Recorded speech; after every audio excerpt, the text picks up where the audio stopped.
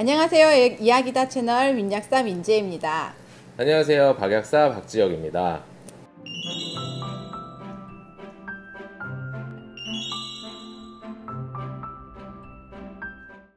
악사님은 어떻게 가을이 오는 걸 아세요? 이 가을? 저는 단풍보다 지르텍으로 알아요. 지르텍 여지없이 네. 기온이 똑 떨어지면 네. 똑 올라가는 게 그렇죠. 코를 비비면서 지르텍 주세요 약사님. 그렇죠. 이러고 들어옵니다. 진짜 신기해요. 저도 그러거든요. 저희 약국에서도 아침부터 갑자기 들어오면서 지르텍 주세요. 딱 아무 말 없이 그 말만 하시는 분들이 굉장히 많아졌어요. 정말 많아지셨어요. 네. 근데 사실 제 코도 간지러워요 지금. 맨날 이렇게 저도요. 제가 그렇게 살아요. 네. 그런 상황인데 네. 밖에서 계시는 환자들은 오죽하시겠어요. 그쵸. 그래서 이제 계속 지르텍을 많이 찾으시는 상황이죠.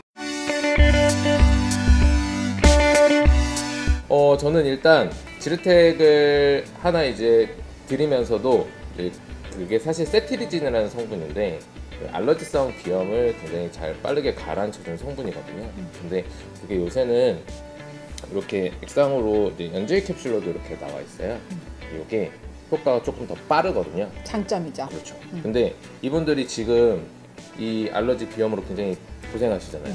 효과가 좀 더 빠른 걸로 권유를 딱 해드리는데 그래서 요걸로 드시는 경우도 있으시고 저는 사실은 지르텍을 그렇게 막 권해드리진 않아요. 찾으시는 분들 드리는데 네. 가성비가 떨어져서 가성비가 저 같으면 안 먹을 것 같아요. 너무 비싸요. 졸려서가 아니고요? 네, 졸려서 아니고 그러니까 이거 액상 더 빠른데 가격은 네. 좀 저렴하지만 이제 아시잖아요. 지르텍은 원래 개발한 회사라서 또 브랜드 네임이 있기 때문에 좀 그렇죠. 가격이 있고 네. 이제 그 후발주자로 이제 똑같이 그 레시피를 똑같이 복사해서 만든 약들이 있는데 이제 제형을 아까 말씀해주신 것처럼 액상으로 해서 훨씬 흡수가 잘 되게 하는 게 있고 그냥 똑같이 베껴서 나온 약이 있는데 가격이 더 싸요.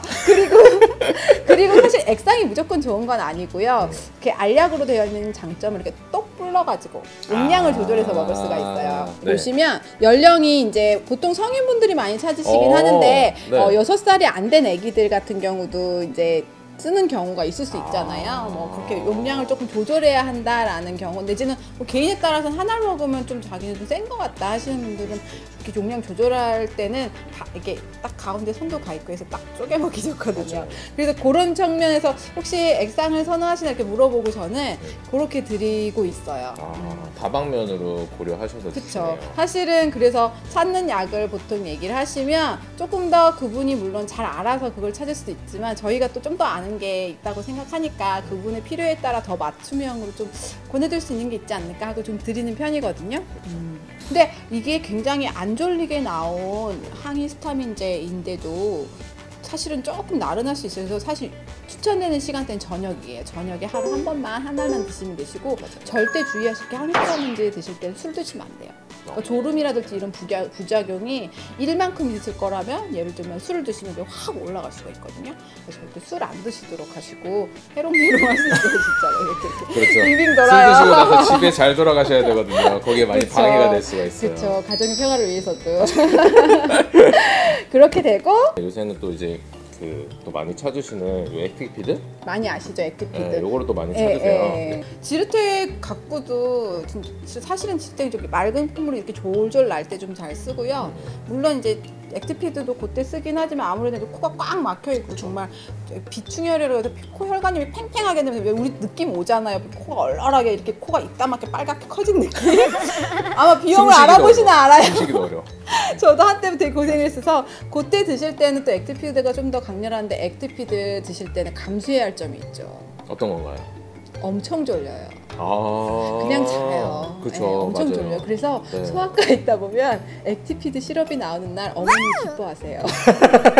저 깜짝 놀랐어요. 아기를 재우고 밖에 나가서 자기 이제 자유 시간을 보내실 수 네, 있다. 그래서 애기가 좀 먹으면 졸려할 수 있어 이렇게 얘기하면 네 이렇게 얘기하시는 분들이 있어요. 그렇죠. 그만큼 졸리다는 거. 그래서 혹시라도 운전을 하시거나 수험생 여러분들은 액티푸드가 조금 맞아요. 효과는 셀 수 있지만 부담스러우실 수 있다는 거. 졸음 말고도 사실은 성분 중에 여기 이렇게 나와 있는 게 있는데 슈도에페드린이라는 게 있어요. 근데 요거는 사실 대부분 코감기 알약에 다 들어있는데요. 맞아요. 이게 약간 심장을 조금 두근두근하게 하는 효과가 있어요.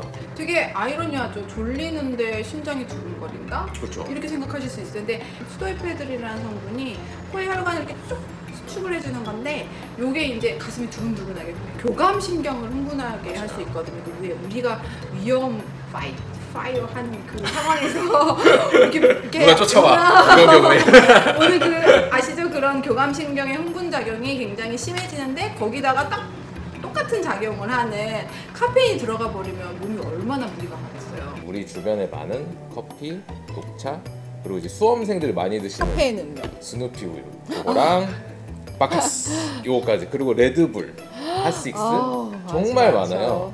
그래서 사실 이 코감기 약을 우리 성인들도 드시지만 이게 만 15세 이상부터는 우리 이제 수험생 친구들도 드실 수가 있거든요. 그래서 공부하다가 오히려 방해가 되실 수가 있어요. 요 점만 꼭 유의해서 드셔주세요.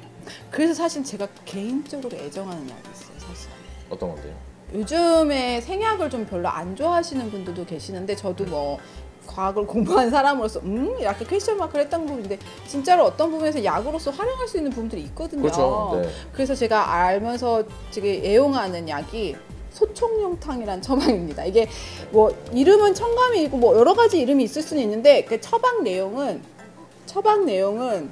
소총용탕이에요. 이게 물약도 있고. 네, 물약도 있고 이렇게 가립도 된 거 있는데 이게 맑은 콧물이 줄줄 날 때 이렇게 수도꼭지를 탁 잠궈주는 것처럼 말려주는 기능을 하거든요. 네. 근데 상대적으로 안 졸려요. 네, 안 졸려서 저는 사실 애용하는 편이고 저는 이제 이렇게 비염 와서 약 사시는 분들 보면은 저희들이 그냥 비염이에요 라는 그 문자만 보고 약을 드리는 것 같지만 사실 말씀하실 때 이미 코가 얼마나 맹맹한지 다 어느 정도는 파악이 되거든요. 정말 심하신 분들은 이 약으로 안 될 때가 있거든요. 그럴 때는 이제 같이 드리는 경우가 있어요. 왜냐면 코가 훨씬 빨리 보시고 또 강하게 보시니까. 그래서 저는 안 졸리는 약을 찾으시면 그게 좀 더 중요한 상황이신 분들, 수험생이나 이런 분들은 수험생이나 가볍게 자주 하시는 분들은 네. 맞아요. 운전하시는 분들 특히 그쵸. 또 현장에서 계속 그쵸. 집중하시면서 일하시는 맞아요. 분들이나 현장 일 하시는 분들 네. 사고 나거든요, 맞아요. 진짜. 그리고 중장비를 다루시는 분들도 특히 네. 졸린 약이 굉장히 민감해서요. 그리고 밤에 이제 저희는 이제 시장이랑 가까워가지고 밤에 특히 일하시는 야시장 그 고객들이 많으신데 그분들이 특히 졸리지 않은 약을 맞아요. 많이 찾으세요. 그래서 그런 분들한테 콧물 많이 나는데 내가 항상 먹던 약 먹으면 항상 졸리더라. 그러면 차선책으로 권해주실 수 있는 아주 좋은 선택지가 되는 거예요. 이거를 주의하실 거는 너무 체력이 많이 떨어져 있으신 허약하신 분들은 거의 이제 약국으로 두 발로 오기 힘드시다긴 하지만 그런 분들은 네. 이제 체력을 이겨낼 힘이 너무 없으면 이제 실제로 한방 약 쓰시는 분이 소총 영상을 쓸 때 이제 주의사항이 그 정도인데 아마 일반적으로는 그 정도까지 힘드신 분들은 많지 않으실 것 같아요. 그래서 여러분들이 이렇게 생약도 잘 활용하시면 굉장히 생활에 유용할 수 있거든요. 그래서 그것도 잘 활용해 보셨으면 좋겠고 아까 말씀드린 것처럼 절대 이런 히스타민제 드실 때는 술 드시면 안 됩니다. 그리고 하루에 한 알. 그래서 정말 심하면 뭐 요즘에 해외에서는 두 알 또 분명히 네, 이제 맞아요. 연구가 나왔기 때문에 기본적으로는 한 알이거든요. 그렇죠. 안 듣는다고 아침 점심 계속 드시면 별로 좋을 게 없어요. 그러니까 꼭 안전한 용량 지켜 드시고 그리고 말씀드리지만 이게 개선된 항히스타민제들이지만 졸림의 정도는 개인의 차이가 분명히 있을 수 있거든요. 그래서 드셔보고 나는 좀 많이 졸린 편이다 하시면 꼭 운전 같은 거 하실 때 주의하셔야 안전하게 사용하실 수 있겠습니다. 맞아요. 그래서 정말 재채기하고 콧물 나고 이렇게 코 빨개지고 그러면 정말 없어 보이거든요. 그게 컴플렉스로 약국에 오신 분도 계셨어요, 심지어.